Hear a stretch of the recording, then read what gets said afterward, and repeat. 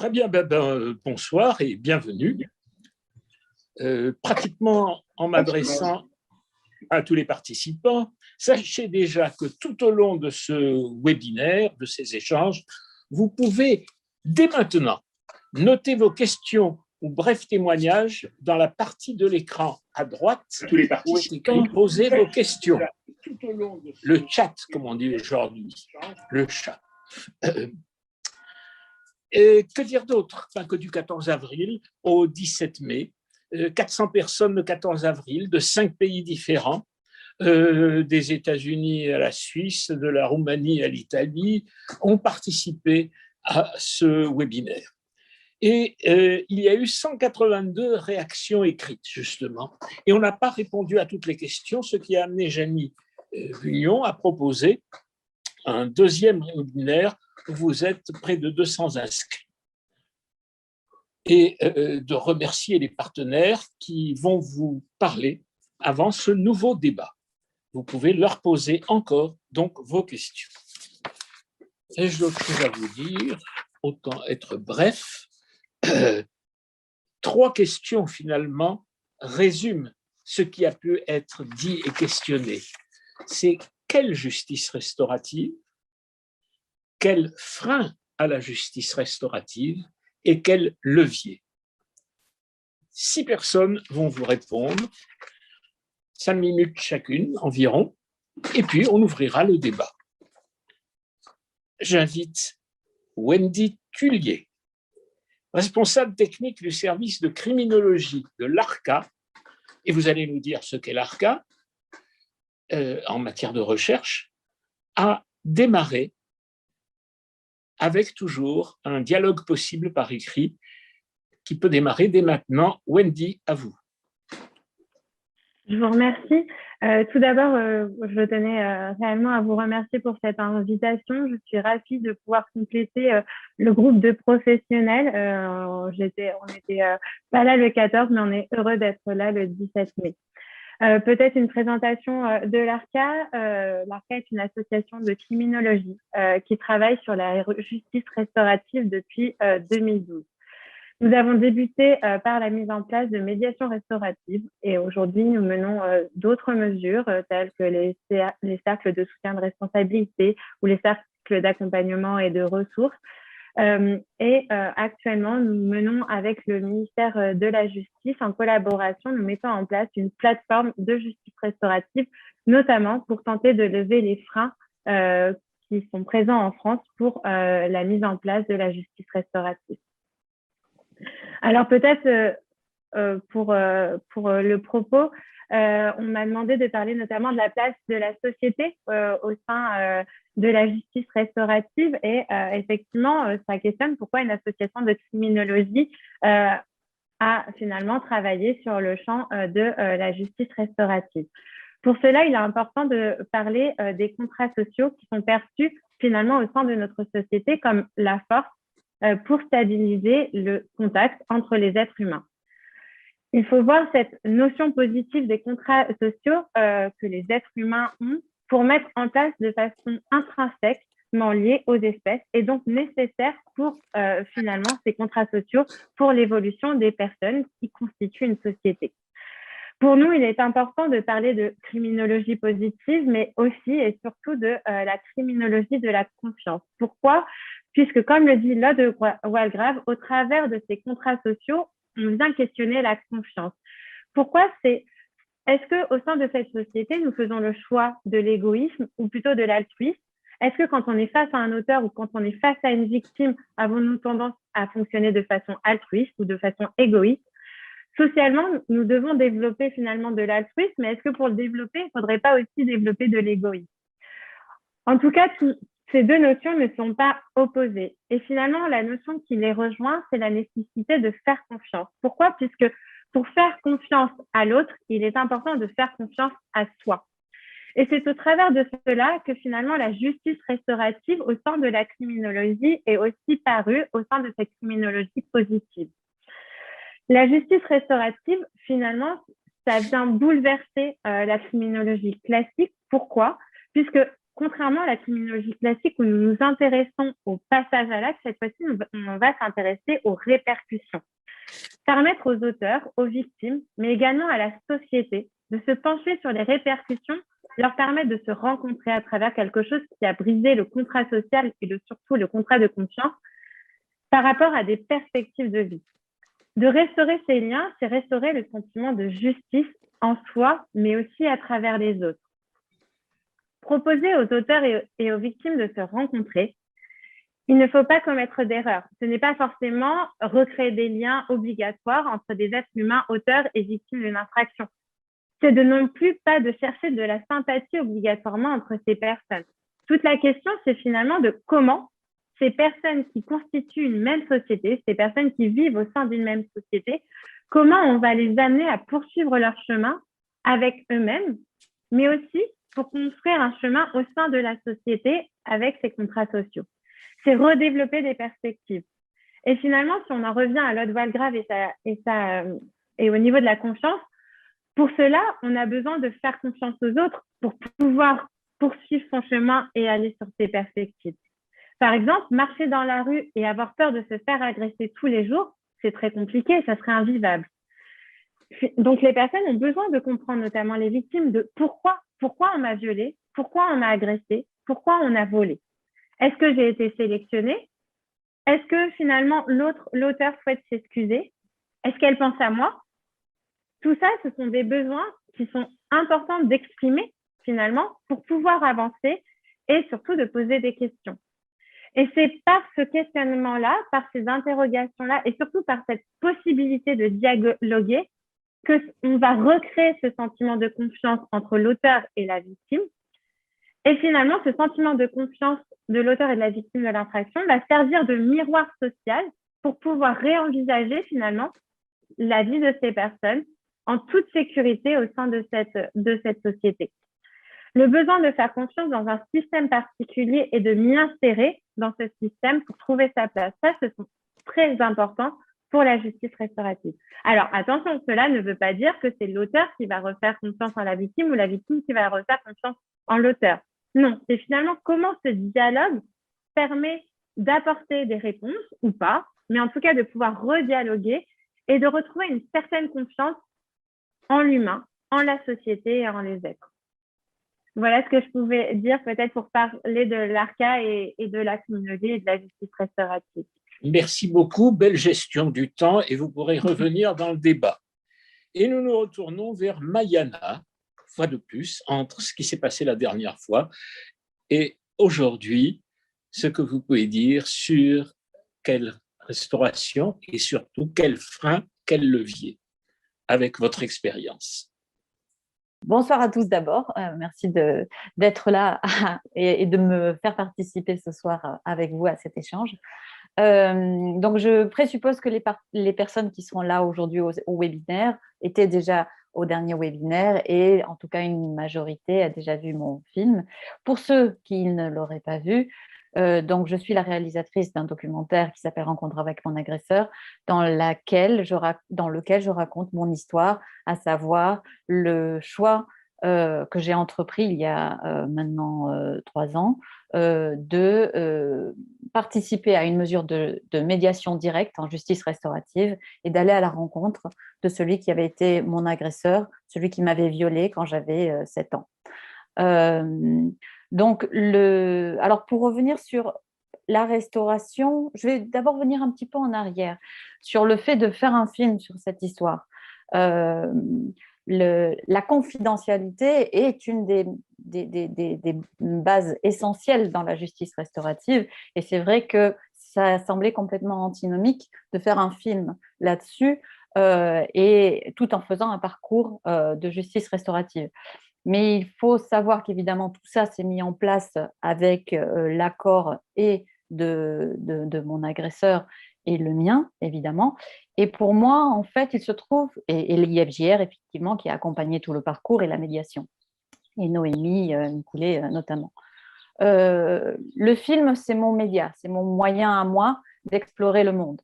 Donc, à partir du moment où j'ai voulu, dans la plupart de mes projets, j'essaie de prendre le temps, de prendre un pas de côté, mes films documentaires sont loin des reportages en ce sens où ils prennent le temps. J'aborde les personnes que je rencontre en prenant vraiment le temps de les connaître, de découvrir qui ils sont pour entamer un dialogue et le temps de ce dialogue, arriver à l'essentiel, comprendre qui ils sont au-delà du factuel, au-delà des chiffres, au-delà des actes. Et en fait, ça a été finalement tout naturel pour moi d'essayer de faire un film de ce qui allait être cette démarche parce que, en fait, j'ai dû retourner la caméra sur moi-même, mais c'était toujours dans la même démarche de sincérité, d'aller au fond et au bout des choses. À partir du moment où ce parcours de restauration, pour moi, je le mettais en place parce que je me rendais compte que j'avais un réel besoin d'essayer de trouver des réponses à certaines de mes questions, à des questions que j'avais pu me poser toute ma vie sur pourquoi ça s'était passé effectivement, sur qui était cette personne que je n'avais rencontrée en fait à l'époque que le temps de l'agression et que je n'avais jamais revue depuis. J'avais besoin de tout un éventail de réponses et c'était une opportunité que je n'avais jamais imaginée, mais que je prenais en fait vraiment comme une énorme chance d'avoir enfin ce face-à-face dans lequel, en plus, ça allait être un échange direct, c'est-à-dire que moi, j'allais pouvoir poser mes questions, j'allais pouvoir dire tous mes ressentis, j'allais pouvoir dire tout mon vécu, et lui, il allait pouvoir faire la même chose. Et il pouvait y avoir un échange. Et cette parole, même si elle pouvait être un peu modérée par la présence du médiateur, c'est-à-dire que le médiateur est là vraiment pour apporter sa sécurité, apporter ce cadre et s'assurer que tout se passe dans de bonnes conditions, mais il était libre. Et c'est pour ça que la restauration, quelles que soient les réponses trouvées ou pas dans l'échange, elle vient du fait qu'on peut s'exprimer, on peut écouter et on est dans le respect. Le respect qui avait été brisé, qui avait été violenté lors de l'agression. Donc, restauration, oui, évidemment, c'est sûr. Réparation aussi, comme disent les Canadiens, dans mon cas, c'était évident, même si ça a été quelque chose en un long trajet qui s'est construit petit à petit, tant dans la préparation de l'échange que entre les deux échanges que j'ai pu avoir, moi, dans mon cas, avec mon agresseur. Et aussi, je répète, la chance que j'ai eue dans le cadre de la réalisation du documentaire d'aller à la rencontre d'autres victimes et d'autres agresseurs qui avaient suivi le même chemin avant moi, notamment au Québec.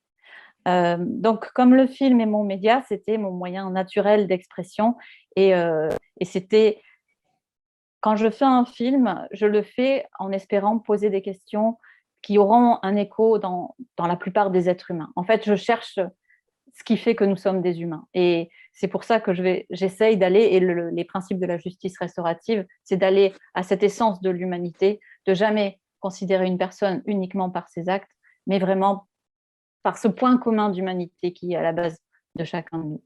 Donc, voilà. Et pour les freins, mais on les connaît, c'est les peurs des uns et des autres à cette revictimisation ou à cette violence ou cette nouvelle emprise qui pourrait être perpétrée d'un côté sur l'autre. Alors, à ceux qui ont peur, on ne va pas vous obliger à participer à ces mesures de justice restaurative. Personne ne vous y oblige. Et en plus, une mesure entamée peut être interrompue à n'importe quel moment si on ne se sent pas bien. Ça, il faut vraiment le savoir. Mais pour ceux où l'appel où ces questionnements sont très forts, eh bien, il faut y aller parce que, mine de rien, vous pouvez aussi trouver des choses qui seront solides, qui vous donneront des bases solides pour la suite. Et c'est l'après. Et comme disait Wendy juste avant, il y a ce rôle de la société, le rôle de la société qui accompagne cet après et qui me paraît essentiel dans la construction d'une société saine. C'est la société et chacun des participants qui ont une part active à cette reconstruction. Merci aussi pour la belle gestion du temps. Et nous nous tournons vers Olivia Mons de la Fédération France Victimes. Olivia. Bonjour à toutes et tous. Je suis très heureuse de continuer finalement cette soirée avec vous qui a démarré il y a presque un mois avec ce très beau documentaire. Donc, la Fédération France Victimes, donc c'est 130 associations. Donc, on parle effectivement de ce côté-là du côté des personnes victimes et du côté de ces professionnels accompagnant les victimes au quotidien. Donc, je vais essayer de vous dire un peu pour moi la restauration par rapport aux personnes victimes. Donc, évidemment, Yana, tu as dit beaucoup de choses du point de vue qui est le nôtre, de cet accompagnement de près de 35 ans. Il peut s'agir de toutes petites choses. Le fait même d'avoir entamé cette démarche, le fait de s'être donné cette liberté d'y aller, d'aller pourvoir, d'aller se confronter à soi-même aussi. Le fait d'avoir entamé, d'imaginer finalement de changer de point de vue, cette possibilité-là de changer de point de vue, ça aussi, c'est une forme de restauration. La restauration, elle peut passer par un apaisement. On a souvent des victimes qui nous parlent d'un mur intérieur et un mur qui s'effrite, voire qui s'effondre, et qui permet donc de se redécouvrir, mais aussi de redécouvrir l'autre. Et quand on parle de l'autre, évidemment, c'est l'autre qui a fait du mal, mais c'est souvent, malheureusement, l'autre dans sa plus grande altérité, puisque la souffrance et le traumatisme isolent. Donc, pour parodier un peu Jean Cocteau, passer d'un regard qui dévisage à un regard qui envisage. Ça, c'est pour ça, c'est vraiment cette restauration qui est là. Et puis, peut-être une autre chose, un souvenir de la restauration de la personne, c'est parfois des lèvres qui se colorent avec un rouge à lèvres alors qu'elles avaient été non maquillées pendant des années. C'est un chemisier à fleurs alors qu'on avait un t-shirt informe. C'est une petite robe alors qu'on portait des treillis. C'est aussi des épaules qui se redressent tout simplement. Pour les associations d'aide aux victimes, la restauration, c'est avant tout ce à quoi nous tendons en fait dans notre accompagnement au quotidien, dans l'accompagnement des victimes d'un point de vue de juridique, d'un point de vue d'information psychologique, sociale, c'est la reconstruction de l'être dans sa plénitude, même si évidemment les cicatrices perdurent, mais je me souviens en 2008, quand on a fait les premières assises qui ont été consacrées, les assises de l'aide aux victimes consacrées à la justice restaurative, on avait mis en fond de programme un vase africain qui était cassé et qui avait été restauré par alors, ce n'était pas de la colle en l'occurrence, c'était avec un tressage, mais il permettait de redécouvrir une fonction qui était la sienne initialement. Et voilà, pour nous, c'est ça la restauration. Du côté des freins, peut-être, on peut se questionner sur est-ce que la reconnaissance des faits est un frein. Ça peut être un frein, même si je pense que cette reconnaissance des faits, elle est extrêmement importante, mais il faut savoir de quoi on parle. Est-ce qu'on parle de faits j'étais pas là, donc effectivement là c'est un frein absolu et tant mieux. Ou est-ce qu'on parle de faits et de leur qualification pénale? Et là, il peut y avoir un dialogue quand même qui s'instaure dans cet entre-deux, entre une reconnaissance malgré tout de faits, sans la reconnaissance de la qualification pénale, et on peut travailler autour de ça. Après, il y a des faits peut-être par rapport aux certitudes qu'on peut avoir, chacun de là où on parle, certitude du professionnel, certitude du proche, toutes ces certitudes, il faut pouvoir les re-questionner, je pense, pour que ça ne devienne pas un frein à la restauration, à la justice restaurative. Peut-être des certitudes aussi par rapport au domaine d'application. Je pense que véritablement, la justice restaurative peut s'appliquer à tous les domaines, Maïana nous a parlé des violences sexuelles. Bien évidemment, il peut y avoir d'autres domaines qui peuvent être tout à fait pertinents, enfin, même si ça met en cause finalement un certain nombre de préjugés comme les violences conjugales, comme le terrorisme, etc., dont on a déjà un petit peu parlé. Et puis, peut-être qu'un frein qui est évidemment aussi un levier, ce sont les proches qui aiment et qui ont peur, les proches qui ont peur que la victime, en fait, se retrouve confrontée à quelque chose qui n'est pas géré, qui n'est pas cadré, etc. Et c'est là où ça peut devenir évidemment un vrai levier quand ce proche a toute conscience et confiance dans le processus de justice restaurative qui est encadré par des personnes qui ont été formées, qui sont professionnelles et qui savent où elles vont. Je reprends ce que Maïana disait tout à l'heure sur cette liberté d'action, cette liberté de s'engager, mais dans un cadre qui est sécurisé. Et ce cadre sécurisé, il est effectivement très important. C'est un levier, à mon sens, primordial pour cette justice restaurative. Et puis, pour en terminer, les leviers, en fait, ils tiennent autour de trois choses, je pense, auxquelles les uns et les autres, nous participons tous. Et aujourd'hui, ce soir même, nous y participons. Ça tient à la formation, ça tient à l'information et ça tient à la communication.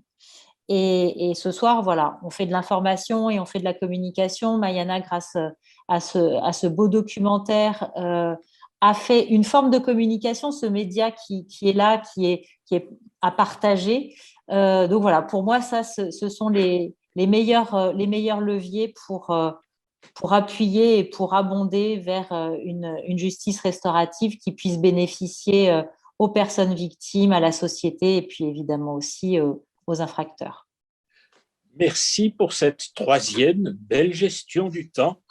Et nous passons à Nathalie Baquier, qui était là la dernière fois. Oui, merci. Nathalie. Voilà, donc moi j'interviens ce soir en ma qualité de conseillère pénitentiaire d'insertion et de probation. Donc je travaille pour le ministère de la Justice à l'administration pénitentiaire dans un service qui s'appelle les services pénitentiaires d'insertion et de probation. C'est un petit peu long, mais bon, ça a le mérite de devoir être précisé. Des SPIP en France, il y en a un par département. Voilà, donc nous, les CPIP, nous prenons en charge les personnes majeures, qu'elles soient prévenues ou condamnées, sur la saisine des autorités judiciaires. Nos missions principales, ce sont l'aide à la décision judiciaire et l'individualisation de la peine, la prévention de la récidive, la réinsertion des personnes placées sous main de justice, le suivi et le contrôle des obligations de ces personnes. Donc dans les SPIP, en fait, on accompagne, on prend en charge les auteurs d'infractions et notre mission, la mission pour laquelle donc, qui est essentielle, c'est la prévention de la récidive. Et dans ce cadre-là, donc, on peut être amené à proposer des mesures de justice restaurative aux personnes que nous prenons en charge, dans la mesure où elles sont volontaires, où elles ont été informées et bien évidemment accompagnées à intégrer un dispositif. Autre effectivement critère, il faut qu'elles reconnaissent les faits et là effectivement ce qui est important c'est que même si la reconnaissance n'est pas totale, en tout cas il est nécessaire que ces personnes aient déjà quand même beaucoup cheminé dans cette reconnaissance. Donc je vais juste un petit peu reprendre la définition de la justice restaurative. Elle m'apparaît essentielle puisqu'en fait la justice restaurative, elle s'entend comme tout processus qui permet à la victime et à l'auteur d'infraction de participer activement, s'ils y consentent librement, à la solution des difficultés résultant de l'infraction pénale avec l'aide d'un tiers indépendant. En ce sens, donc, c'est une approche qui est différente de la justice pénale. Nous, la majorité des mesures judiciaires que nous prenons en charge, elles sont issues de la justice pénale. Et lorsque nous proposons des mesures de justice restaurative, à ce moment-là, elles sont complémentaires. Donc, on va travailler avec l'adhésion de la personne. En justice restaurative, nous prenons comme repère les personnes. Donc là, on va changer de focale. On n'intervient plus uniquement sur un acte infractionnel, mais sur donc l'acte. Et à ce moment-là, donc, on va se centrer sur l'individu et sur les conséquences de l'infraction.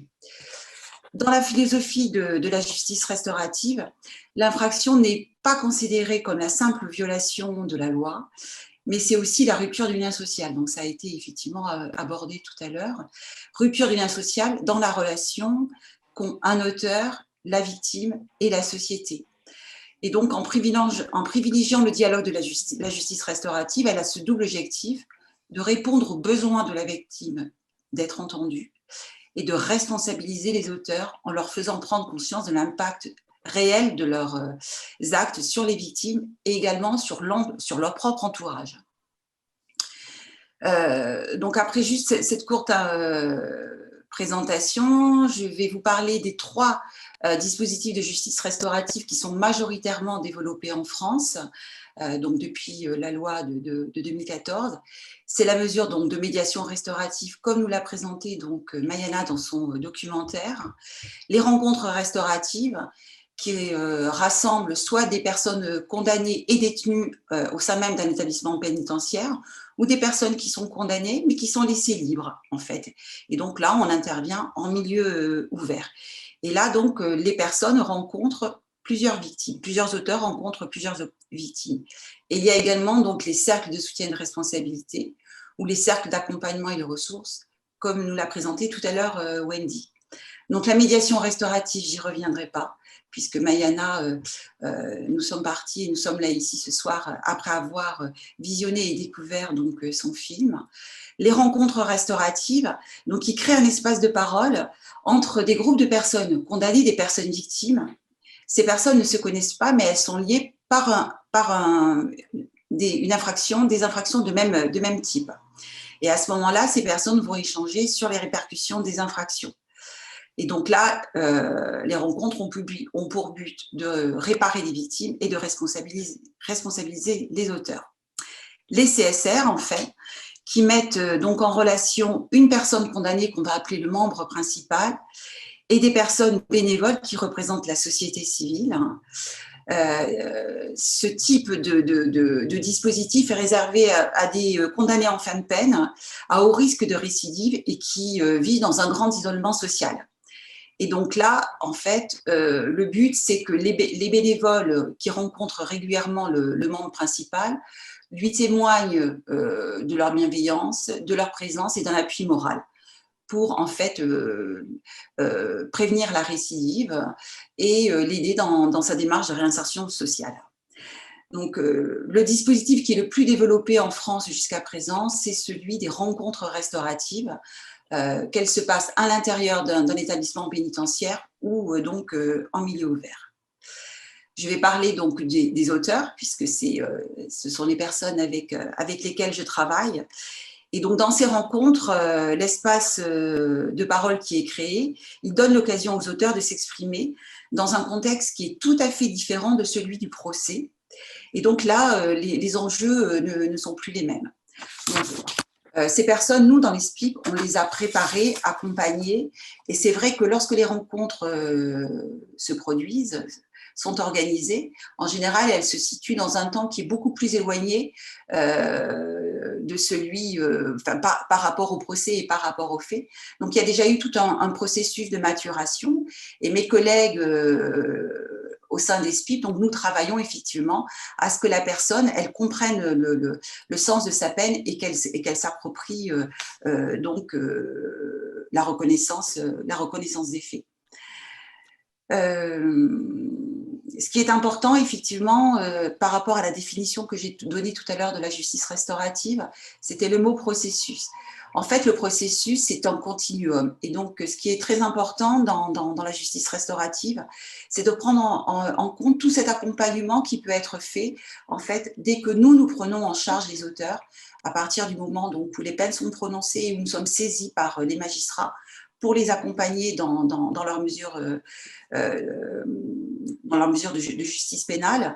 Nous faisons tout un accompagnement et à un moment donné, on peut être amené à proposer une mesure de justice restaurative.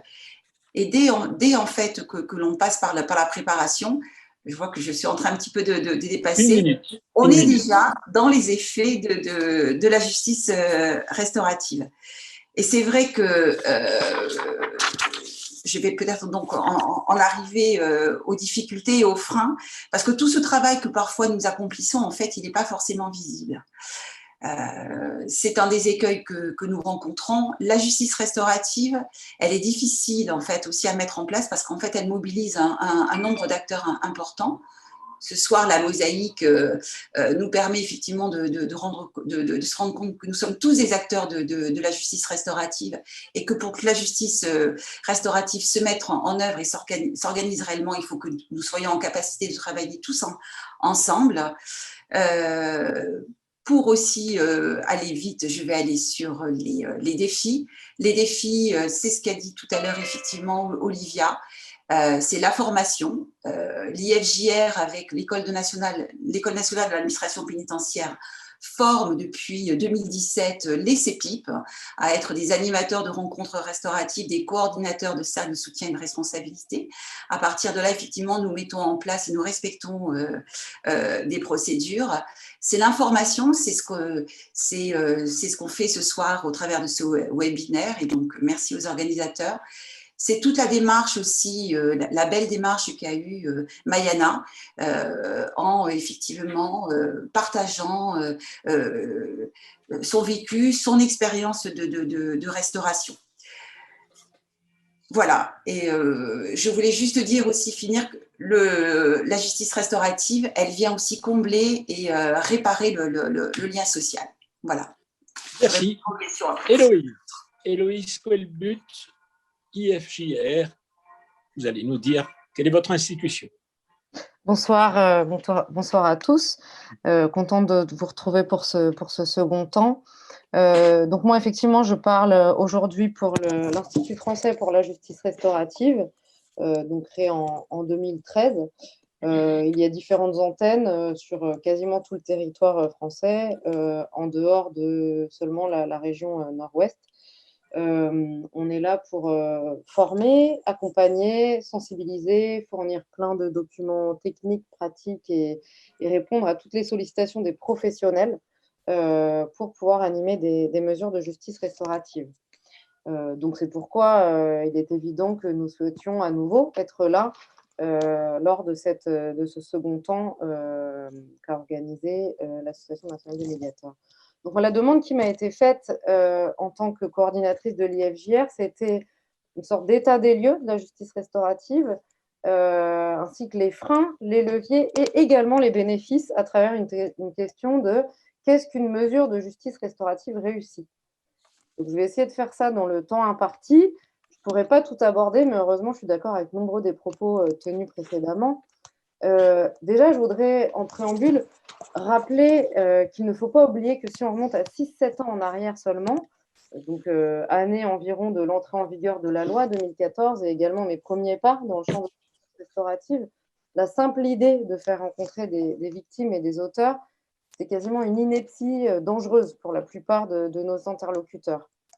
Aujourd'hui, je dirais qu'à chaque fois que j'en parle à des gens pas du milieu comme vous, mais à d'autres, c'est la question, c'est plutôt, mais c'est plus pourquoi faire, vous êtes fous, ça c'est plutôt déplacé vers comment le faire pour le faire bien. En fait, ce qui est finalement quand même véritablement une avancée en termes d'appropriation culturelle de ce genre d'offre de dialogue entre victimes et auteurs. Pour aller dans ce sens, le ralentissement assez fort du nombre de mesures sur l'année 2020, dû notamment à la crise sanitaire, mais pas que, a été compensé par un nombre assez croissant de sollicitations par les médias. Donc, on peut faire tout à fait l'hypothèse que culturellement, l'idée fait son chemin, réellement. Et je pense que le genre d'événements qui sont organisés par vous, auxquels nous participons, font partie de cela. Les films comme ceux de Mayana, bien évidemment. Et toutes les formations et les formés qui en parlent à leur famille, etc. Donc, l'idée progresse.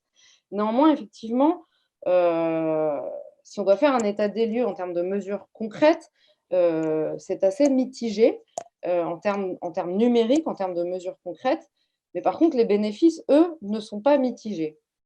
Donc, ça mérite quelques explications d'ordre contextuel. C'est ça qu'on m'a demandé d'essayer de voir, les leviers et les freins. Je dirais que ça repose notamment, c'est ça qui est paradoxal, c'est qu'un levier est à la fois un frein. Je dirais qu'il faut noter d'abord l'ambivalence de la pluridisciplinarité des acteurs professionnels réunis pour la mise en place de programmes de justice restaurative. Pourquoi c'est ambivalent? Parce que cette pluridisciplinarité qu'illustrait Nathalie Baquier avec les SPIP d'un côté, donc l'administration pénitentiaire, et Olivier Mons, Fédération de France Victimes, toutes les associations, ça constitue à la fois un frein et une richesse. Car en effet, c'est une richesse parce que ça permet que les professionnels découvrent la profession de l'autre, les publics de l'autre côté, de commencer à accompagner avec un autre regard son propre public. Et selon les dires des professionnels formés qui commencent à se sensibiliser, à travailler ensemble, ça c'est extrait des enquêtes nationales que l'Institut français pour la justice restaurative établit, ça vient réellement enrichir leur accompagnement dit classique, donc uniquement CPIP ou uniquement juriste ou psy et de victime. Ça vient véritablement décloisonner, attendez, j'ai peur de faire du bruit avec mon micro, ça vient décloisonner les pratiques et les cultures professionnelles. Et ce nouveau regard vient vraiment apporter du doute, mais également du renouveau dans la posture de ces professionnels. Mais parallèlement, cette même pluridisciplinarité constitue un frein pour le développement continu et je dirais croissant de l'offre de justice restaurative. En effet, ces cultures professionnelles, entre accompagnement des victimes et des auteurs, entre psychologues, juristes, avocats, juges, administration pénitentiaire, il y a des logiques du service public, des logiques du secteur privé et les associations, ça peut parfois s'entrechoquer et créer des problèmes de coordination entre partenaires qui parfois génèrent des lenteurs inhérentes à ces logiques.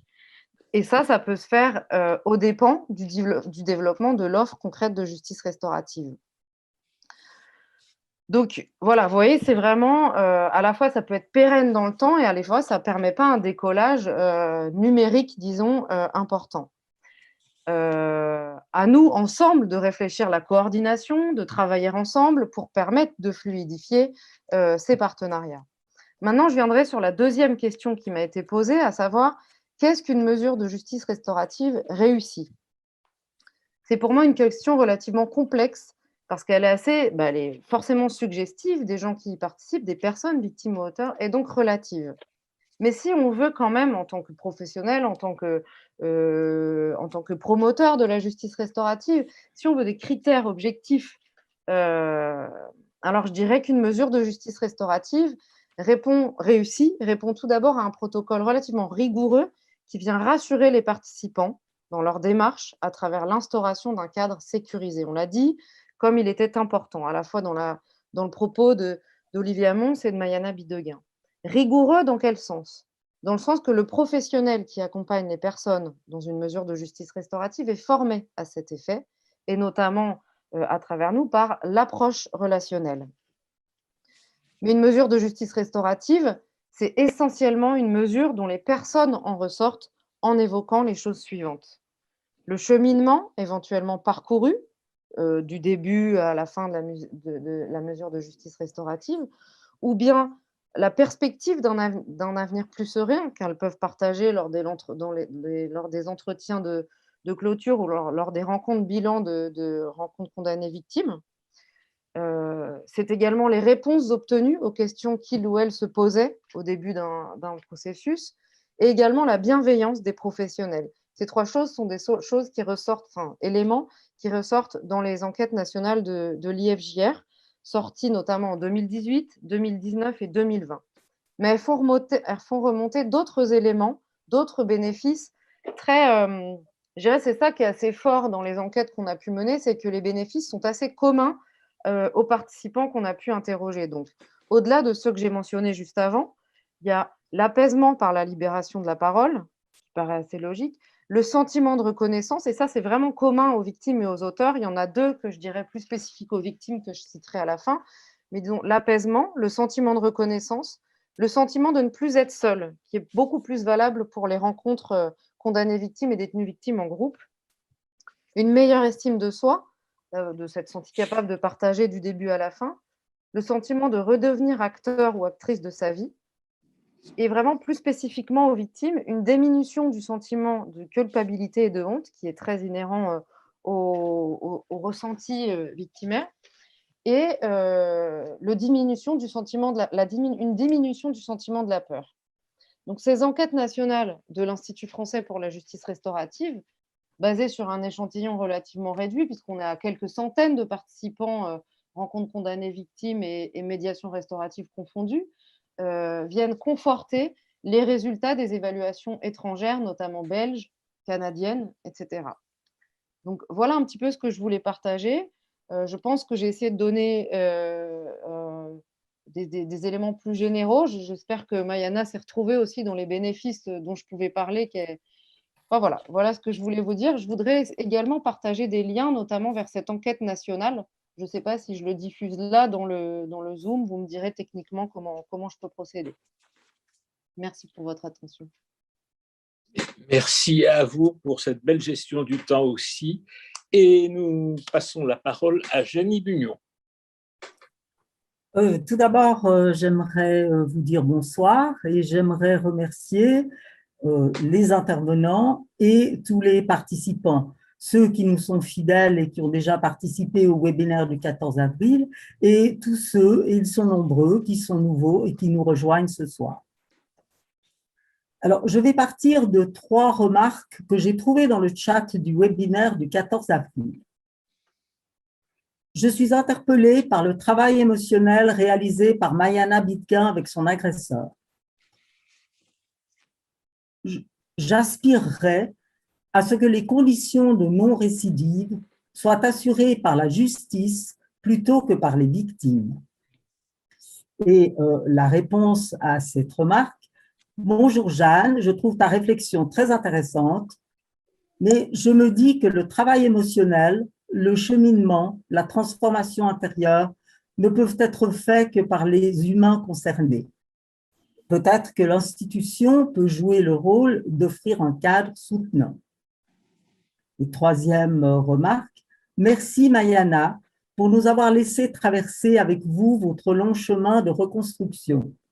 Celui qui nous fait du mal peut être celui qui nous répare. Ce qui soulève par ailleurs toute la question de la visée réhabilitative de la peine. J'aimerais apporter quelques éléments de réponse à l'aide de 3 témoignages. Le premier témoignage est celui de Brice Démier, qui est l'aumônier national des prisons de la Fédération protestante de France, qui est très active en justice restaurative. Au cours de mes rencontres avec les détenus, en particulier les plus jeunes, je me suis rendu compte que la notion de peine était abstraite pour eux et que l'idée même de loi leur était étrangère. Les confronter à des personnes concrètes leur fait prendre conscience des conséquences de leurs actes bien plus efficacement que des peines de prison souvent inutiles. Deuxième témoignage, celui de Jacques Dallest, procureur général près la Cour d'appel de Grenoble. Je crois beaucoup aux rencontres détenues victimes. Donc, c'est celles dont Nathalie a parlé. Ce sont donc des rencontres entre des détenus et des victimes qui ne se connaissent pas, mais qui ont commis ou subi le même type d'infraction. Alors, dans les prisons de Grenoble, on trouve beaucoup de jeunes récidivistes, condamnés pour cambriolage ou agression de rue, par exemple des vols à l'arraché. Et souvent, la victime ne vient pas au procès. Ces jeunes n'ont aucune idée de la signification de l'agression pour la victime et du traumatisme que celle-ci a pu subir. C'est l'assurance qui payera, disent-ils. Quelques mois avant leur sortie de prison, j'aimerais faire rencontrer des victimes à ces jeunes, pas leurs victimes, ce qui serait impossible. Et ces victimes pourraient leur exposer le dommage subi, préjudice matériel et traumatisme psychologique. Et les jeunes pourraient aussi leur parler de leur propre situation. Et ces rencontres les amèneraient à réfléchir et contribueraient probablement à prévenir la récidive beaucoup mieux qu'une peine de prison. Et d'ailleurs, je dis toujours aux jeunes que la victime pourrait être leur grand-mère. Et à ce moment-là, on s'aperçoit qu'ils n'hésitent pas à se montrer extrêmement sévères et ils sont les premiers à réclamer la peine de mort. Alors, le troisième témoignage, c'est celui d'un détenu qui a participé aux premières rencontres détenus-victimes à la Maison centrale de Poissy en 2010. Ce témoignage est tiré du film de Johanna Bedeau. Alors, ce détenu explique pourquoi le procès ne pourra jamais répondre aux questions que se posent les victimes. Par exemple, pourquoi est-ce que c'est arrivé? Pourquoi est-ce que c'est arrivé à moi? Comment s'est passé? Qu'est-ce qui a motivé le passage à l'acte? Est-ce qu'il y a un risque de récidive? Toutes ces questions fondamentales que se pose la victime. Alors donc, en fait, les détenus sont conditionnés par leur avocat à parler le moins possible, de peur que des paroles maladroites entraînent une requalification des faits. Et en l'occurrence, ce détenu disait que pour lui, il s'agissait du risque qu'un homicide volontaire soit requalifié en assassinat. Évidemment, la peine n'est pas la même. Donc, lors d'un procès, la parole n'est ni libre, ni sincère et ne pourra jamais l'être. Et la parole n'appartient ni à la victime, ni aux mis en cause, mais aux procureurs, aux juges et aux avocats. Alors, on peut se désespérer de la lenteur du développement de la justice restaurative, mais on a fait des progrès. Et pour s'en convaincre, relisons André Gide. Les souvenirs de la cour d'assises, c'est un texte qui date de 1912. Et la manière dont sont traitées les affaires de viol ou d'inceste commises sur des fillettes de moins de 10 ans nous révolte aujourd'hui. Mais elle est le reflet du statut de la femme parfaitement admis dans la société d'alors. Si on avait le malheur de naître fille dans une famille nombreuse, pauvre, et de se retrouver à l'âge de 6 ans victime de viol ou d'inceste, face au jury d'une cour d'assises composée d'hommes uniquement, quelle justice pouvait-on en attendre? Et à l'époque, donc, la qualification juridique de ces actes n'était ni viol ni inceste, mais on les regroupait sous la dénomination d'attentat à la pudeur. Je cite Gide, « L'accusé est acquitté, non qu'il reste sur sa culpabilité quelque doute, mais bien parce que les jurés estiment qu'il n'y a pas lieu de condamner pour si peu. » Et pendant la suspension de séance, certains jurés s'indignent qu'on occupe la cour de vétilles comme il s'en commet, disent-ils, chaque jour, de tous les côtés.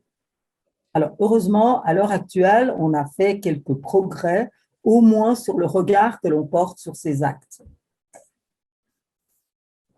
Voilà, alors j'ai terminé cette intervention et avant de passer la parole à Agnès, je vais poser une question qui avait été posée à plusieurs reprises dans le chat du 14 avril, c'est la question donc de la formation. Et on s'est bien rendu compte que il fallait une formation pour exercer dans la justice restaurative, qu'on ne pouvait pas simplement, parce qu'on était médiateur, se coller une étiquette et dire ben voilà, je vais faire de la justice restaurative.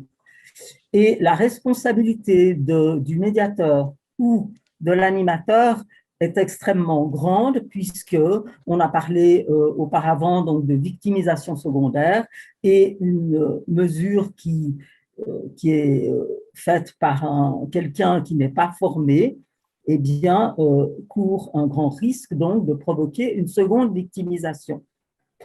Voilà, alors je vais peut-être donner la parole d'une part à Héloïse, donc pour présenter les formations et comment on y a accès, les formations donc délivrées par l'IFJR.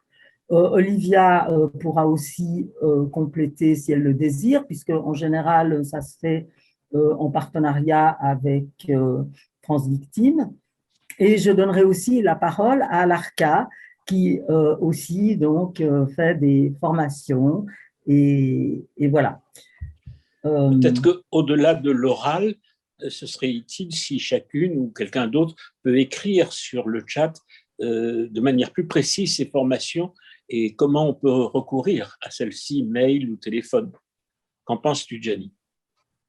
Oui, dans le mail qui suivra le webinaire, on mettra tous les liens et les possibilités donc de contacter Ça sera envoyé à chaque participant. à tous les inscrits.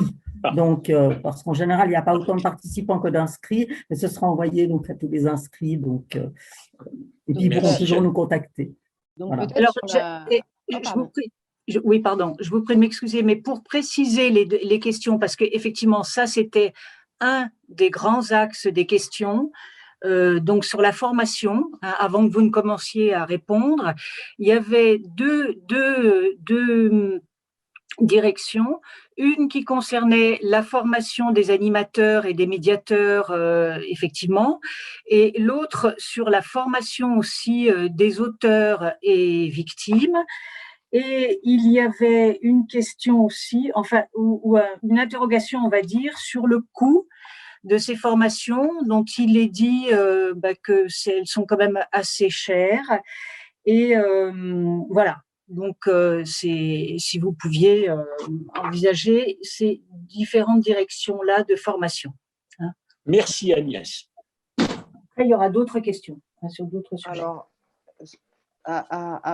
j'ai peur d'être désagréable, mais tous les éléments sur la formation sont des choses qui peuvent être trouvées sur les sites, à savoir comment y accéder, les coûts, etc. Mais je peux tenir un petit propos quand même dessus. Il y a effectivement un partenariat depuis 2016, si je ne dis pas de bêtises, Olivia Mons corrigera si je me trompe, entre l'Institut français pour la justice restaurative,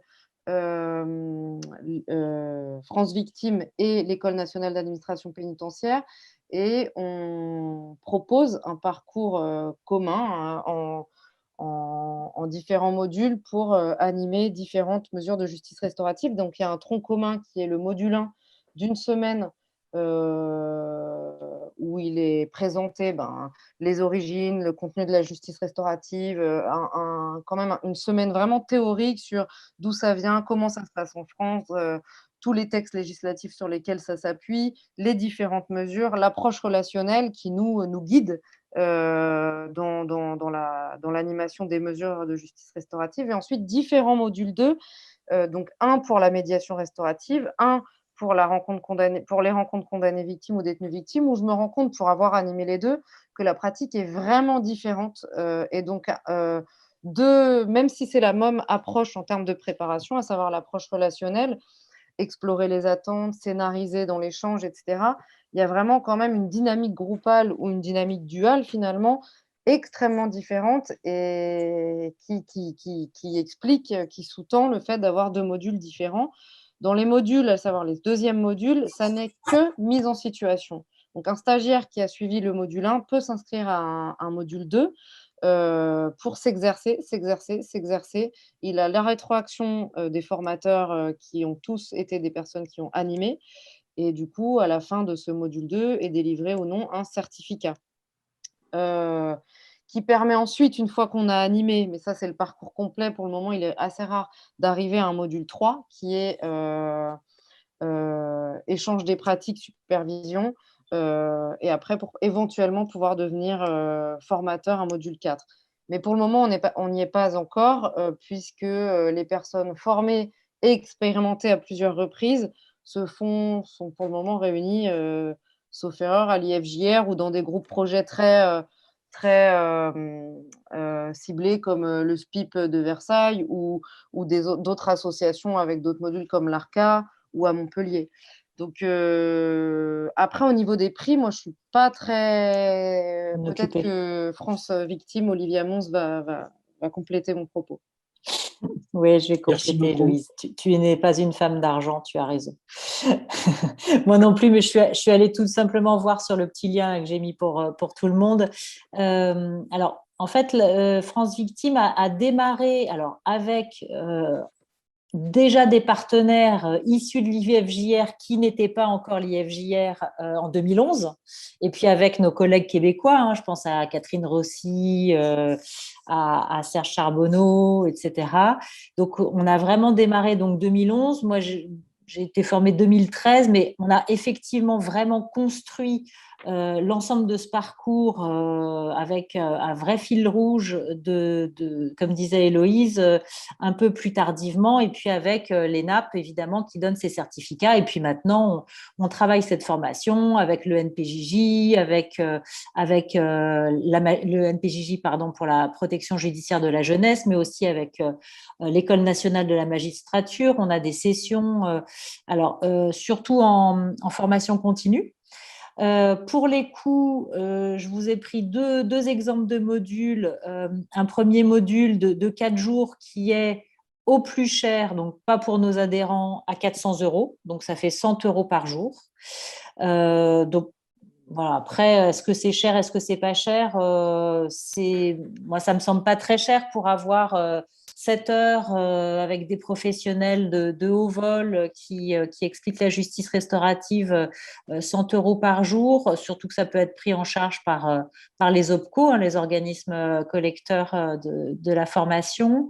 Et puis, alors, en revanche, on a veillé vraiment pour les formations de membres de la communauté. Donc, ça, c'est vraiment, j'allais dire vous et moi, mais toute personne de la société civile, du corps social, qui est intéressée par ça, qui a envie de participer, d'apporter sa pierre, mais évidemment de se former. On est à 100 € par session, et la session dure 3 jours.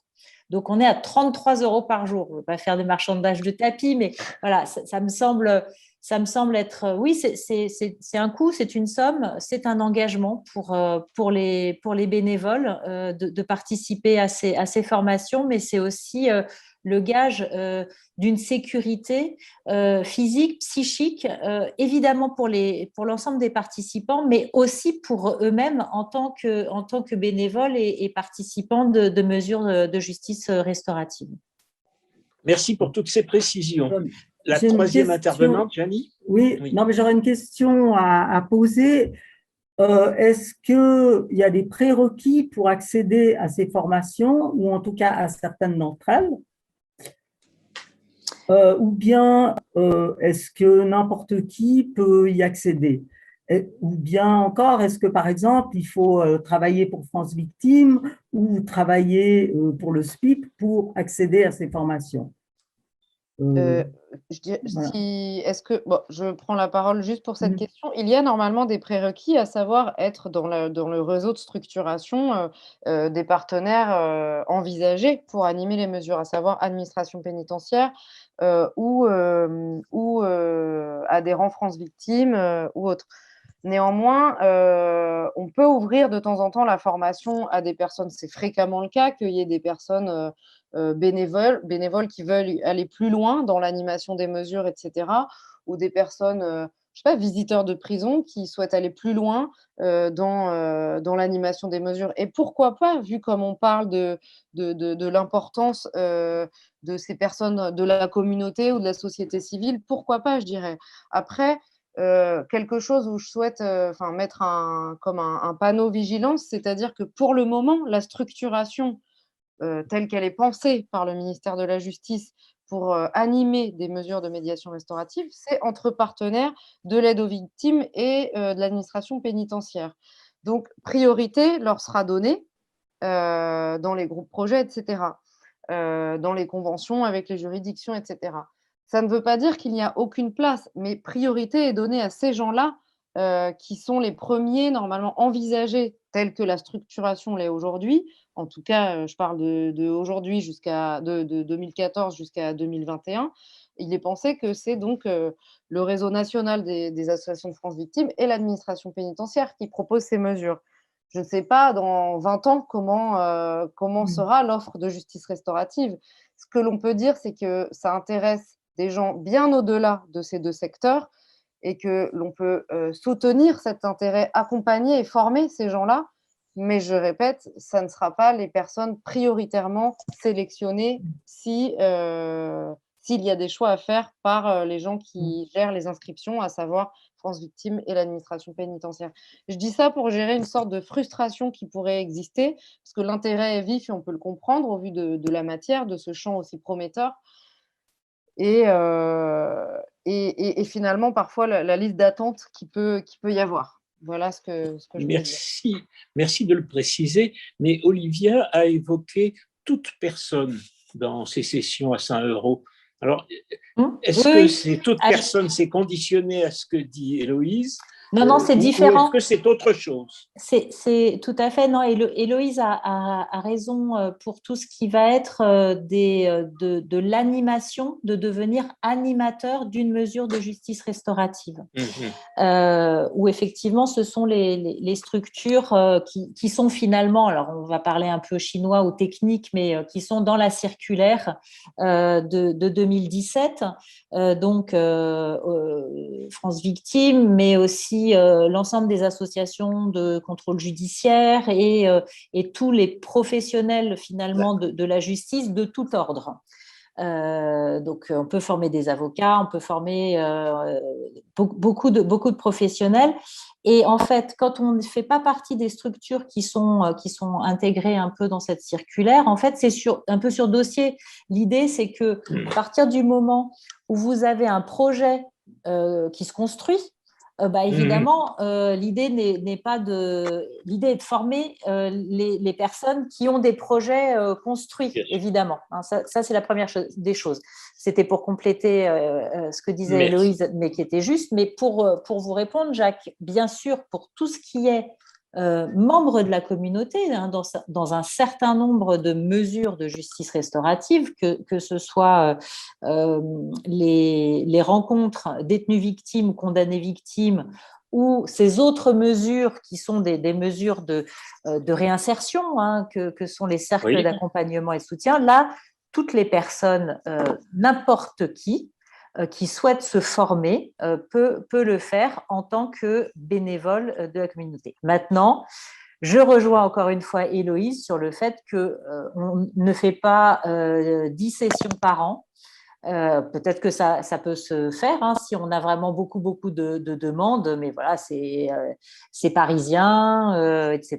Donc, on n'est pas encore à une démultiplication absolument énorme de ces formations. Alors, on n'a pas entendu l'ARCA aussi sur cette question des formations.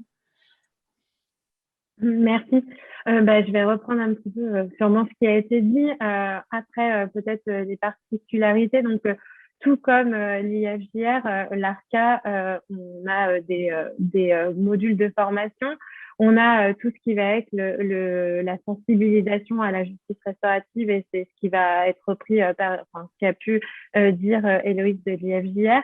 Après, on a un cycle de 20 heures qui se fait uniquement en visio, mais qui fait intervenir des professionnels étrangers, c'est-à-dire qu'on fait intervenir des Canadiens, des Belges, des Italiens, des personnes d'Écosse, pour justement venir parler de tous les freins qui ont été évoqués tout à l'heure lors de la table ronde, pour expliquer, ce sont des personnes renommées pour expliquer comment ça se passe et rassurer finalement les personnes qui assistent à ces formations. Ensuite, donc ça, c'est vraiment tout ce qui va être de la sensibilisation, de l'information générale sur la justice restaurative. Et après, nous allons avoir des formations plus particulières où nous allons avoir des formations aux médiations restauratives, des formations pour les cercles de soutien et de responsabilité. Et c'est notamment là où je rejoins Olivia on a des personnes de la communauté, hein, puisqu'on en a besoin dans les cercles de soutien et de responsabilité, dans les cercles d'accompagnement et de ressources ou bien dans les cercles de résilience. Donc là, effectivement, on va former des membres de la communauté. Ensuite, on a une préparation aussi à l'ARCA qui est un petit peu particulière puisqu'on peut former en réalité virtuelle pour mener à des mesures de justice restaurative, en tout cas sur la préparation et même la rencontre par le biais de ce média de la réalité virtuelle. Donc sur les formations, finalement, tout ce que nous mettons en place, ou même des pratiques comme le programme de parrainage ou de désistance qui a été en lien avec le service pénitentiaire de Roanne, ou bien des pratiques telles que le conciliateur qui ont été mis aussi en place au sein de certains services pénitentiaires, nous avons des cycles de formation dédiés à chaque pratique. Tout comme finalement ont pu le dire Olivia et Héloïse, nous intervenons au sein de l'École nationale de la protection judiciaire et de la jeunesse. Nous intervenons également au sein de la formation continue de l'ENM ou bien auprès de la PJJ ou de centres, par exemple, éducatifs fermés. Donc, c'est vrai que ça rejoint, il n'y a pas vraiment de différence, en tout cas, sur les lieux où nous pouvons intervenir dans les formations où nous formons effectivement des professionnels. C'est quelque chose qui demande effectivement, c'est important et je rejoins ce qui a été dit, le fait de pouvoir former et que ces personnes, ça reprend la circulaire, mais c'est vraiment aussi important pour sécuriser finalement les mesures qui vont être mises en place par la suite. Petite information, une grande partie de ces formations que je viens de présenter, notamment le cycle de 20 heures ou les pratiques restauratives, sont gratuites à l'ARCA. Merci. Janie, je crois que c'est toi qui fais la transition. Oui, j'aurais peut-être une petite question à poser encore. Est-ce que toutes ces formations sont uniquement des formations à la pratique ou bien est-ce qu'on apporte aussi, par exemple, des notions de criminologie ou victimologie, etc. Parce que ça me semble un élément important. Je ne sais pas. Oui. Wendy, vous voulez répondre?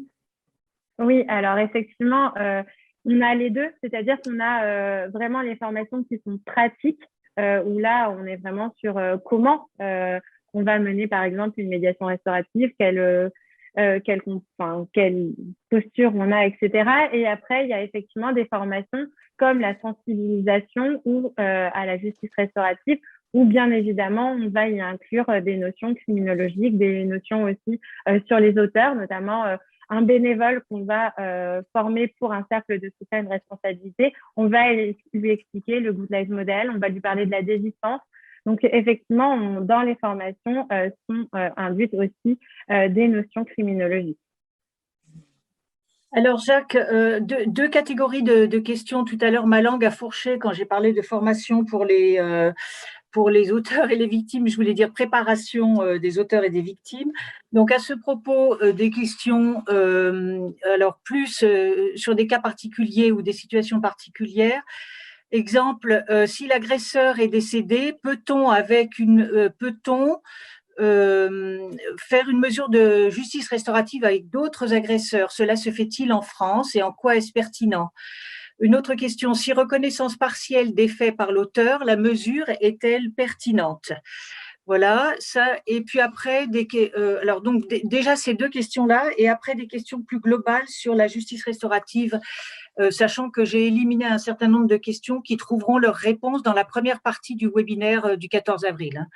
Donc, sur ces deux questions d'abord, et après les autres sur la justice restaurative, si vous voulez bien. Merci. Qui veut bien? Je dirais peut-être je serai complétée probablement par la suite, mais si je prends le bâton de parole. Allez-y. On préconise pour des mesures où l'auteur est décédé ou pas volontaire, ou la victime est décédée ou pas volontaire, on préconise, si une personne est intéressée, l'autre partie est intéressée par la justice restaurative, à aller vers des rencontres de groupe pour avoir, donc ce qu'on parlait, les rencontres condamnées victimes ou détenues victimes, pour en avoir animé 3, on voit bien que l'aspect miroir et diversité des réponses et des questions qui peuvent émerger au cours de ces rencontres permettent vraiment d'étoffer les questions que peuvent avoir les personnes qui viennent et qui n'ont pas l'auteur ou la victime à qui ils souhaiteraient s'adresser. Néanmoins, lorsque ce n'est pas possible en groupal, pour ce qui est de l'IFJR, au début, c'est en cours de réflexion, puisqu'on n'essaye jamais de faire les choses trop aléatoirement. On réfléchit beaucoup en ce moment à des médiations anonymisées. Enfin, le mot n'est pas encore vraiment approprié, mais du coup, permettre cela avec des situations correspondantes, puisque l'on voit que certains pays de toute confiance, comme le Canada, en termes de justice restaurative, proposent cela. Mais ce n'est pas quelque chose d'ores et déjà de protocoliser. On est en train de faire de la recherche et de réfléchir à cela, sans certitude de pouvoir accompagner. Mais voilà, c'est un travail que l'on mène. Et l'autre question, c'était sur la reconnaissance partielle. Eh bien là, encore une fois, je dirais, dans la loi, il est marqué reconnaissance des faits. Pour ce qui est des mineurs, c'est discernement, etc., qui est attendu pour pouvoir intégrer une mesure de justice restaurative. Il y a beaucoup de réponses en termes de justice restaurative et de savoir si une mesure est faisable ou non, qui dépend de l'entretien que l'on peut avoir avec les victimes et les auteurs. Il y a beaucoup de cas par cas, d'individualité pour savoir si c'est sécurisé ou non. Donner une réponse catégorique de non jamais au grand jamais serait passer à côté d'une attente peut-être précise et tout à fait sécure pour une personne victime.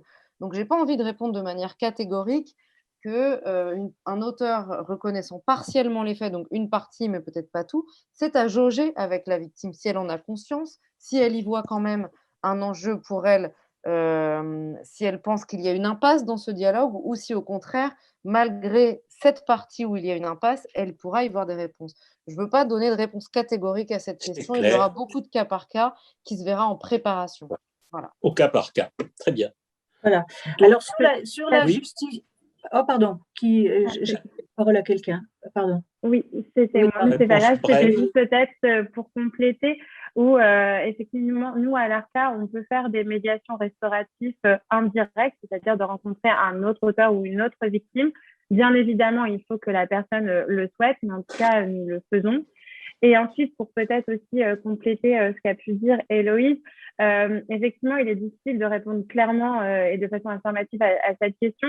Mais en tout cas, je pense qu'il y a aussi une notion qui est importante à redire, c'est que la préparation est restaurative et en soi, de ne pas, en tout cas, une personne qui serait volontaire à participer à une médiation restaurative, de ne pas l'introduire, en tout cas, dans un processus, pour moi, ça serait embêtant puisque il démontre une volonté restaurative et qu'il y a toute cette préparation. Ça ne veut pas dire qu'à la fin, il y aura une rencontre, mais en tout cas, ce travail sera déjà restauratif pour la personne.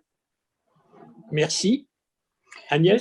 Donc, plus globalement sur la justice restaurative, une question sur les mineurs, deux questions même sur les mineurs. Est-ce qu'elle est employée avec des victimes? Est-ce qu'elle est utilisée avec des victimes mineures? Et y a-t-il cet accompagnement peut-il être une réponse à la violence des mineurs? Donc, peut-être dans un premier temps, ces deux questions, ou cette question, si quelqu'un peut ou a envie de… Je vais laisser quelqu'un d'autre prendre la parole cette fois. Sinon, je passe à d'autres questions. S'il n'y a pas de… Non, Ah bon. Je dirais je prends la parole. Donc la première question, victime mineure. Pour ce qui est de la France, actuellement, à ma connaissance, il n'y a aucune mesure qui a accompagné des personnes victimes mineures, si je ne dis pas de bêtises. Je sais qu'en Belgique, ils accompagnent des mineurs même en dessous de ce qu'on peut imaginer imaginer le discernement. Je parle des victimes et auteurs, mais ils y associent toujours un pédopsychiatre en plus de la personne en charge de l'animation en tant que telle, pour ce qui est de la pratique notamment de Médiante, une des associations belges. Pour ce qui est de la France, actuellement, en dessous d'une quinzaine d'années, je n'ai pas connaissance de mesures qui puissent être proposées. Il n'y a pas d'opposition de principe, mais comme la réponse précédente, ce n'est pas une réponse catégorique. Après, vigilance accrue, quelle est la formation du professionnel s'il ne se fait pas accompagner d'une connaissance, d'un professionnel qui connaît le développement de l'enfant. Donc, je dirais peut-être que nous, on travaille avec, pour le moment, des mineurs au-dessus, je crois, de 15 ans. En termes d'âge. Pour ce qui est de la deuxième question, je n'ai pas bien compris si ça peut répondre à la violence. Oui, à la violence des mineurs. Est-ce que, selon vous, cet accompagnement de justice restaurative peut-il être une réponse à la violence des mineurs? Si on en croit les témoignages que Janie donnait tout à l'heure de Brice Démier et de Jacques Dallest, qui parlaient justement des de très jeunes, de jeunes ou de très jeunes confrontés finalement à la loi, et la loi est impersonnelle, incorporelle, etc. Donc on peut imaginer que effectivement des jeunes confrontés à des personnes qui ont vécu des violences ou des dégradations. On peut penser à ce type de choses, ou à des vols avec violence, confrontés effectivement à des personnes, à un vécu très singulier finalement, et très subjectif, et plus confronté à la loi. Ça peut avoir un effet sur une prise de conscience. Donc, moi, je dirais ça. Après, ce qu'on peut voir au Canada et au Québec notamment, c'est qu'ils ont commencé la justice restaurative avec les plus jeunes, avec ce qu'on appelle les réparations.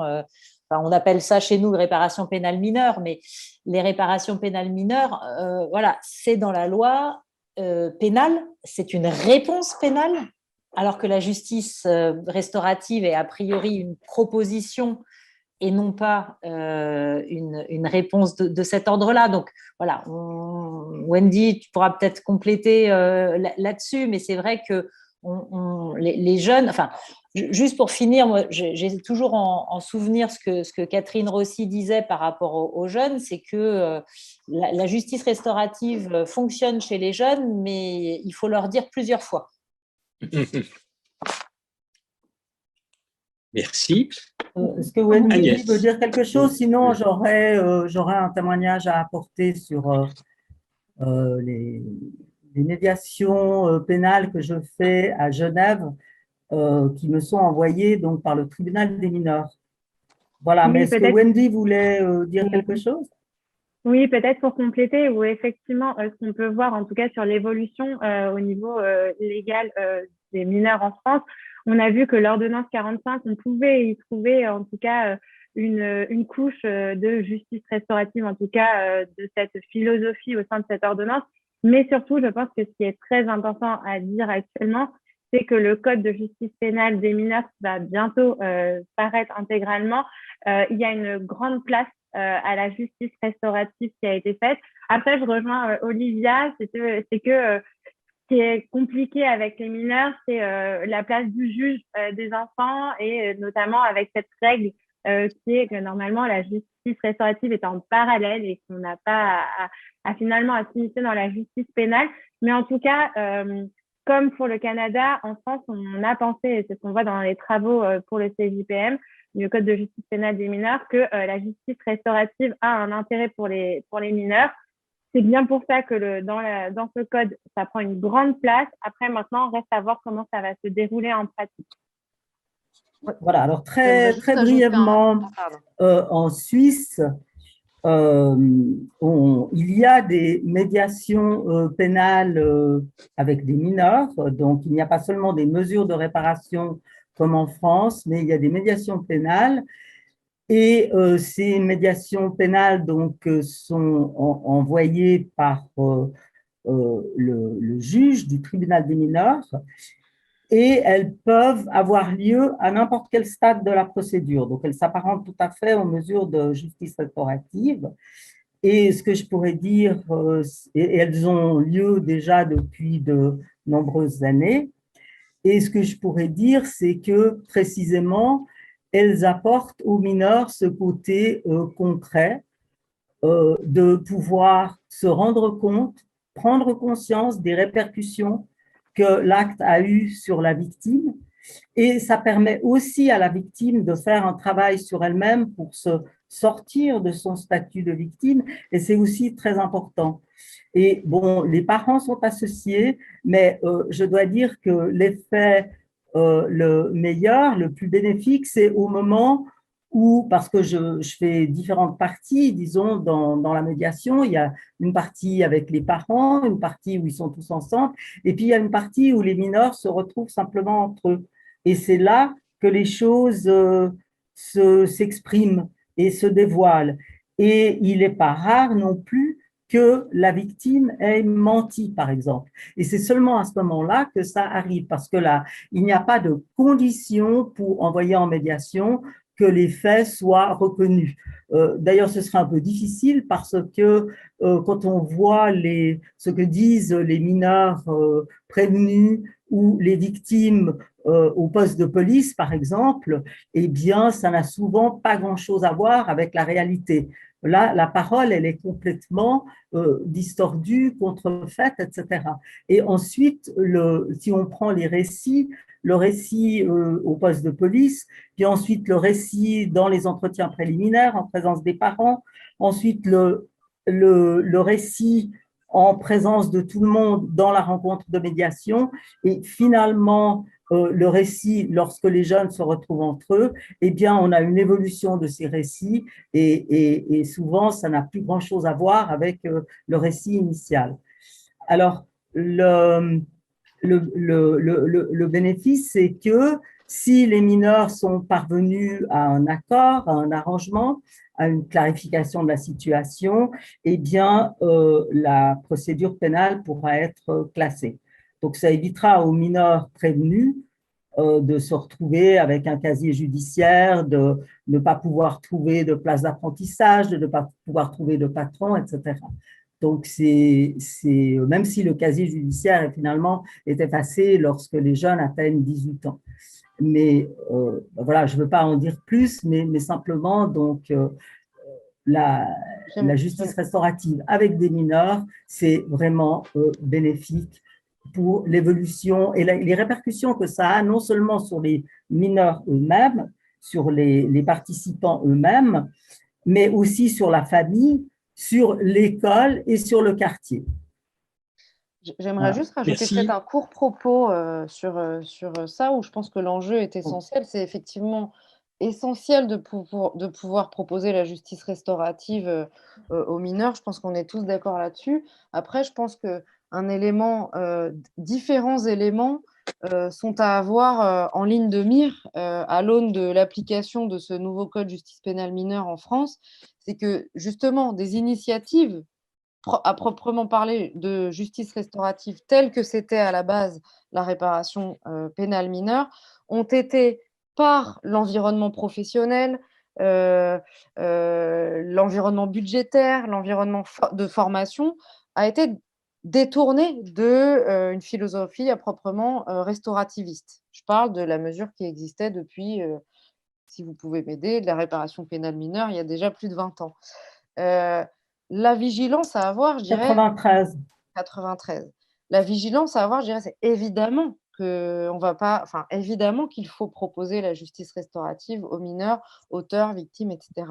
Néanmoins, soyons conscients de ce risque de dévoiement, que ça ne devienne pas une gestion des flux, que ça ne devienne pas un outil parmi d'autres pour gérer, que ça respecte les principes essentiels de la justice restaurative avec une préparation aussi importante pour la victime que pour l'auteur, et non pas quelque chose qui devienne avec un seul objectif, à savoir éducatif, réhabilitatif et prise de conscience pour l'auteur. Non, c'est des objectifs que l'on peut avoir en ligne de mire. Voilà, la justice restaurative vise aussi cela, mais il doit y avoir la position essentielle de la victime.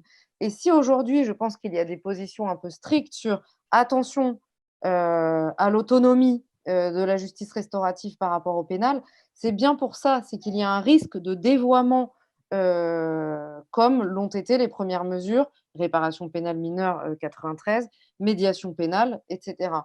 Je pense que disons que le risque de dévoiement vient donner beaucoup de vigilance à garder ça en dehors de la proposition pénale. Voilà un petit peu ce que je voulais rajouter. Là, je vous pose les dernières questions que je n'ai pas pu poser tout à l'heure. Donc, sur la JR, les autorités judiciaires peuvent-elles interdire ou empêcher une rencontre agresseur-victime si elles estiment que ça n'est pas opportun ? À propos des SPIP, les SPIP ont des positionnements, nous dit une personne, ont des positionnements manifestement divers par rapport à la justice restaurative. Certains personnels, les personnels sont-ils tous sensibilisés à cette question? Quel SPIP anime des CAR, des CSR et médiation? Il y a des questions qui sont posées justement pour savoir où est-ce qu'on peut avoir des SPIP qui animent ce genre-là, et de même que pour savoir, par exemple, quels sont les référents concernant la justice restaurative au niveau local. Par exemple, qui contacter à Toulouse? Voilà, une autre question. Comment expliquer la frilosité de certaines instances envers la justice restaurative alors qu'il y a manifestement une demande de la société civile? Et puis d'autres sur, voilà, sur y a-t-il des animateurs? Oui, non, ça c'est une. Y a-t-il un partenariat avec le secteur du soin apporté aux auteurs et aux victimes? Voilà, par exemple. Merci beaucoup. Je vous invite à des réponses très brèves, précises, directes. Alors, il faudrait éteindre les micros. Il y a des personnes qui… Voilà. Il y a des personnes qui ont leur micro ouvert. Moi, je peux répondre à propos des SPIP. Donc, les personnes qui mettent en place des mesures de justice restaurative dans les SPIP, ce sont des SPIP qui sont volontaires. Donc, aujourd'hui, de toute façon, la justice restaurative, elle est en formation initiale à l'ENAP. Et ensuite, si on veut animer ou coordonner des cercles, donc on va suivre on demande à participer aux modules qui sont dispensés par l'ENAP avec l'ISJR. Et à ce moment-là, on est formé aussi avec des personnes qui viennent des associations de France Victimes. Moi, je vais vous parler de mon expérience. Je travaille au SPIP des Yvelines. Donc, on a mis en place, nous, surtout des cercles de soutien et de responsabilité et des cercles d'accompagnement et de ressources.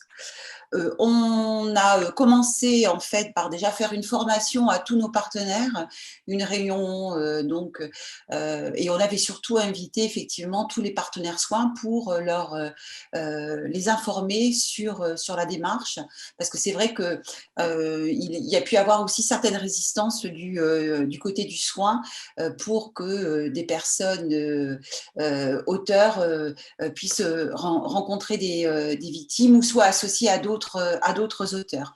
C'est vrai, on a pu avoir ce genre de résistance. Nous, on a formé nos bénévoles pour les cercles de soutien et de responsabilité. On leur a dispensé une formation maison. Agnès peut en témoigner, puisqu'elle a été et elle est membre bénévole pour les cercles de soutien et de responsabilité. Voilà, ceux qui pratiquent la justice restaurative parmi les CPIP sont ceux effectivement qui sont très concernés et qui portent donc ces valeurs, parce que c'est effectivement une question de valeurs. Des mesures de justice restaurative, donc en tout cas en ce qui concerne les cercles, il y en a dans l'Hérault, il y en a, me semble-t-il, à Orléans, il y en a, me semble-t-il, dans l'Eure. Après, je ne sais pas, peut-être que Héloïse ou Wendy de l'ARCA peuvent un peu développer, parce qu'elles ont une vision sur le territoire national que je n'ai pas forcément. Voilà. Merci Nathalie. Avant que vous ne développiez, Héloïse et Wendy, une question sur les CSR, justement. Quelqu'un s'interroge sur la présence des CSR dans la justice restaurative puisqu'il n'y a pas de victimes. Alors, je vais peut-être prendre la parole pour les CSR. Effectivement, hein, les CSR ont beaucoup questionné sur est-ce que c'est une mesure de justice restaurative alors qu'il n'y a pas la présence de victimes. En soi, pourquoi c'en est une? C'est tout simplement puisque l'objectif de cette mesure de justice restaurative, c'est justement qu'il n'y ait plus jamais de victimes, puisque, en tout cas, selon les études qui sont menées, il n'a pas été prouvé que la justice restaurative avait une incidence sur la récidive en tant que seule justice restaurative. Est-ce qu'à elle seule peut avoir une incidence sur le risque de récidive? En tout cas, non. À part, le seul élément où ça a été démontré, c'est que pour les cercles de soutien et de responsabilité, effectivement, ça peut agir sur le risque de récidive. Et donc, la victime apparaît par sa négation, c'est-à-dire que l'objectif, c'est qu'il n'y en ait plus mais effectivement, ça questionne. Après, ce qu'on peut voir dans ce qui a été mis en place, et notamment au Canada, puisque les CSR sont nés au Canada, c'est que dans les personnes qui peuvent être membres de la communauté, il n'est pas rare de retrouver des personnes qui ont pu avoir un vécu victime dans leur passé. Et donc, finalement, il y a une certaine présence de la victime. Par rapport à ça, juste peut-être pour compléter, c'est que nous, enfin là, peut-être des débuts de vision un petit peu différentes se font sentir. C'est que si effectivement on voit tout l'intérêt de cette mesure et qu'on forme également les coordonnateurs qui souhaitent être coordonnateurs de cercles de soutien et de responsabilisation ou de cercles d'accompagnement et de ressources, juste pour être cohérent en termes de ce qu'on parle de mesures de justice restaurative, on parle des médiations, des rencontres condamnées victimes et des conférences restauratives. Pour ce qui est des CSR et des CAR dont on parle, à l'IFJR, on parle de pratiques à visée restaurative. Parce que justement, il faut dire qu'il n'y a pas la victime dans ces dispositifs. Avec tout l'intérêt qu'ils ont, responsabilisant, prise en compte, lien avec la communauté. Et derrière, au fond, évidemment, un but qu'il n'y ait plus de récidive et de réintégration de la personne auteur. Pour être clair dans la dénomination des choses, ça n'est pas une mesure de justice restaurative, selon nous, mais une pratique à visée restaurative.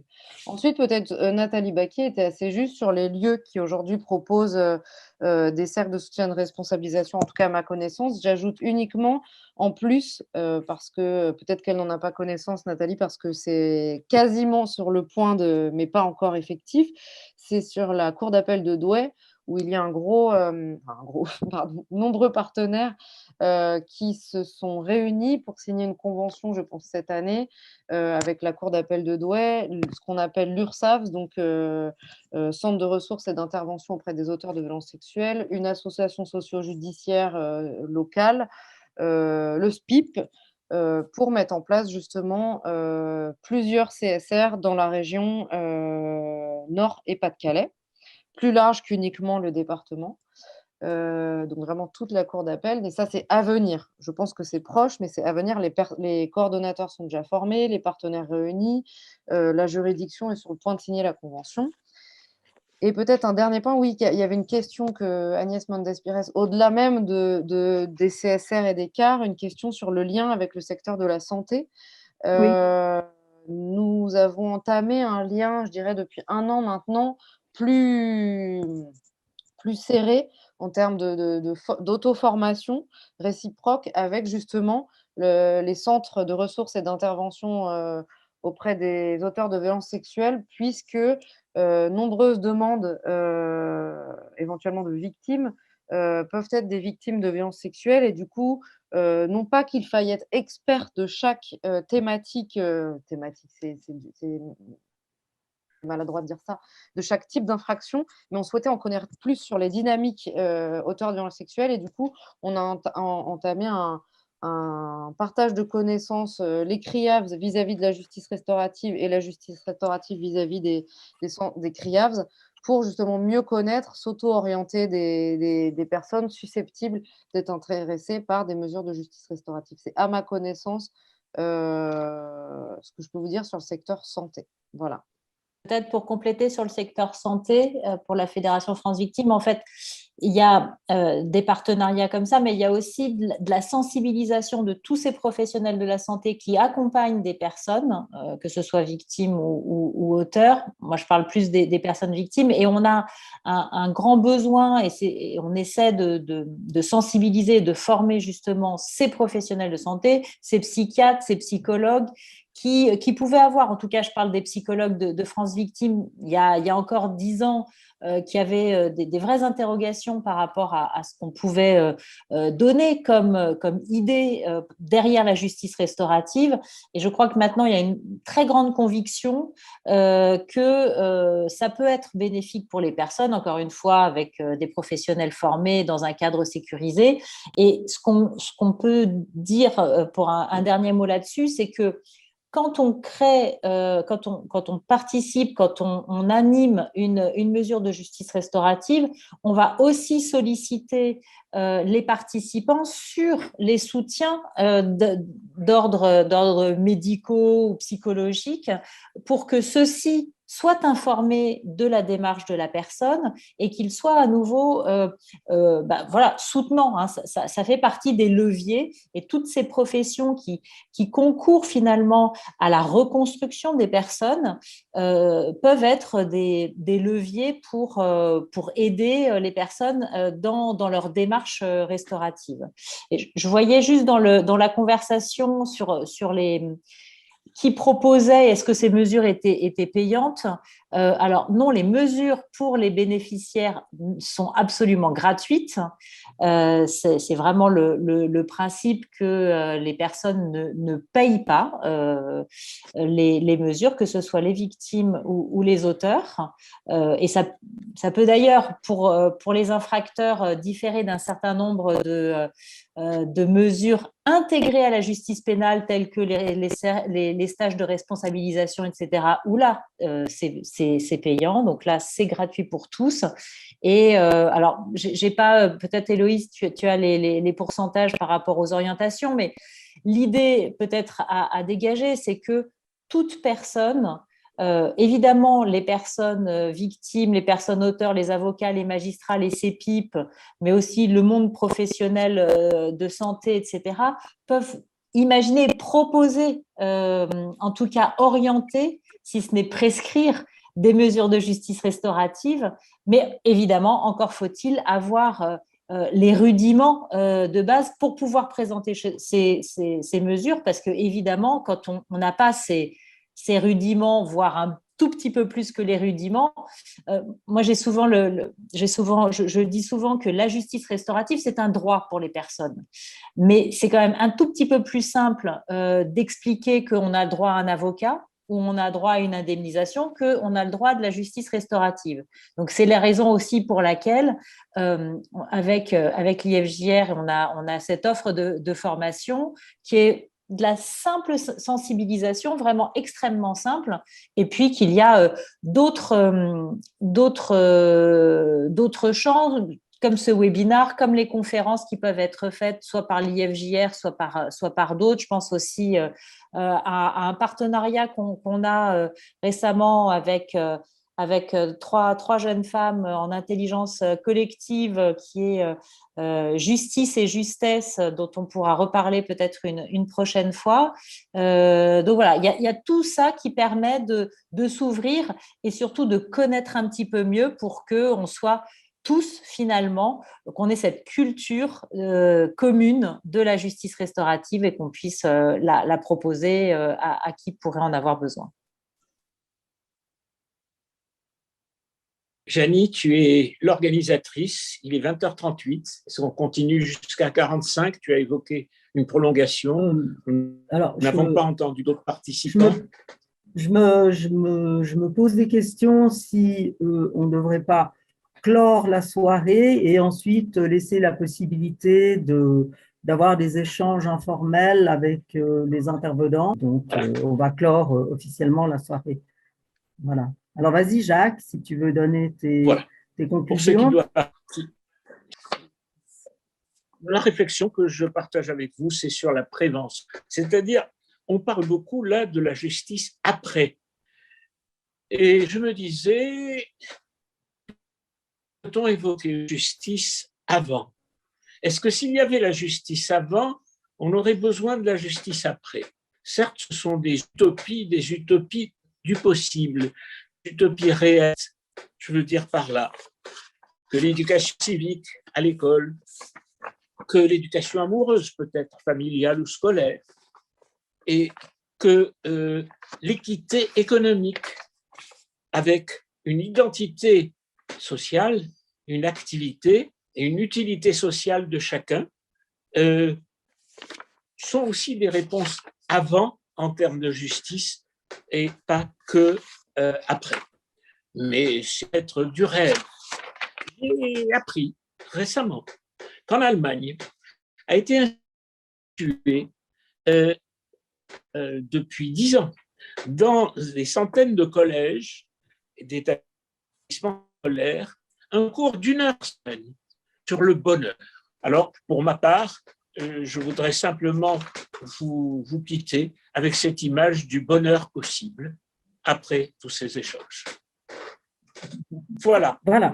Le webinaire est terminé et le webinaire continue avec ceux qui veulent. Merci à tous. Voilà.